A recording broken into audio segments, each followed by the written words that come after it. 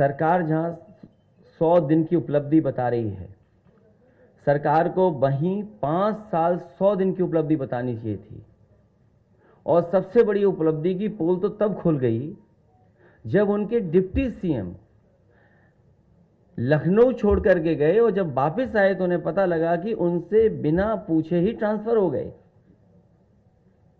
100 दिन की यही उपलब्धि है। और ये वो डिप्टी सीएम है जिन्होंने सबसे ज्यादा छापा मारे।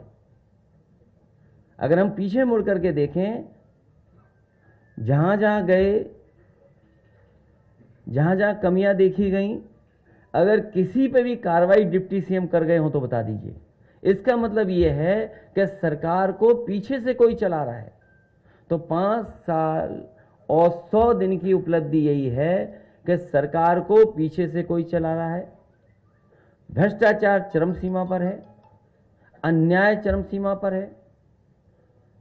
जहां 100 दिन की उपलब्धि बता रहे हैं, वहीं उन्हें पुरानी सरकार में जो उपलब्धियां थी, जो घोषणा पत्र बनाया था, वो कितना पूरा हुआ। अखिलेश जी, आप पूर्व मुख्यमंत्री हैं, आप भी जानते हैं कि कौन पीछे कौन आगे चलाता है, तो पीछे से कौन चला रहा है? अब उनका जो पत्र आया तो ये तो वही बता पाएंगे कि किसके कहने से ट्रांसफर हुए हैं। लगता है सरकार में कुछ ऐसी ताकतें हैं जो पीछे से ऑपरेट हो रही हैं। और फिर सबसे बड़ी उपलब्धि यह है सरकार की कि यूपी दरोगा भर्ती इतने बड़े पैमाने पे जिसमें धांधली हुई हो, जहां पर स्क्रीन शेयरिंग की पता लग गई हो कि स्क्रीन शेयर कर करके नकल हुई है या पेपर सॉल्व हुआ है, न जाने कितने लोगों की गिरफ्तारी हो चुकी है। जो जेल में थे वो भी भर्ती हो गए। तो ये 100 दिन की उपलब्धि माने कि हम 5 साल 100 दिन की उपलब्धि माने। 100 दिन में तो न जाने कितनी नौकरी देने और रोजगार देने की बात थी। सवाल नौकरी मिलेगी कि नहीं मिलेगी, या इसी तरह धांधली या पेपर लीक में नौकरियां चली जाएंगी।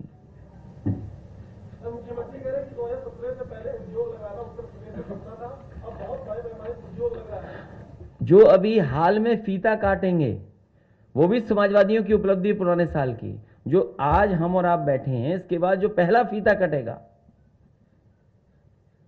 सुना है लखनऊ में मॉल का उद्घाटन होने जा रहा है, लुलु मॉल का। जाइए और पूछिए सरकार के लोगों से कि लुलु मॉल किसकी उपलब्धि है। जो मुख्यमंत्री शपथ लेने के लिए समाजवादियों के स्टेडियम को ही जाना पसंद करते हों,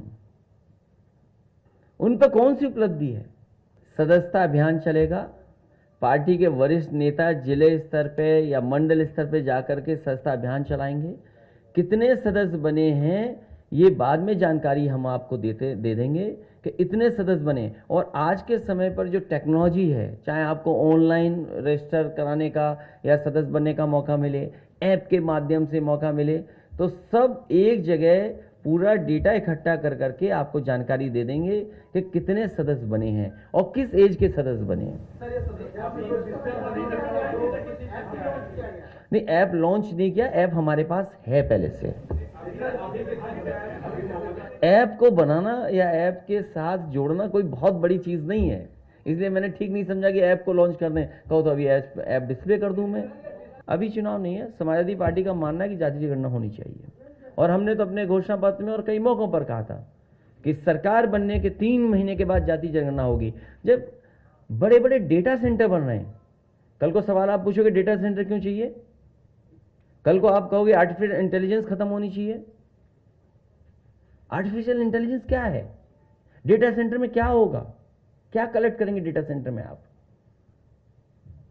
इसलिए सरकार और सरकार के लोगों को कम से कम अगर बड़ी उपलब्धि दिखानी तो जाति जनगणना करा लें।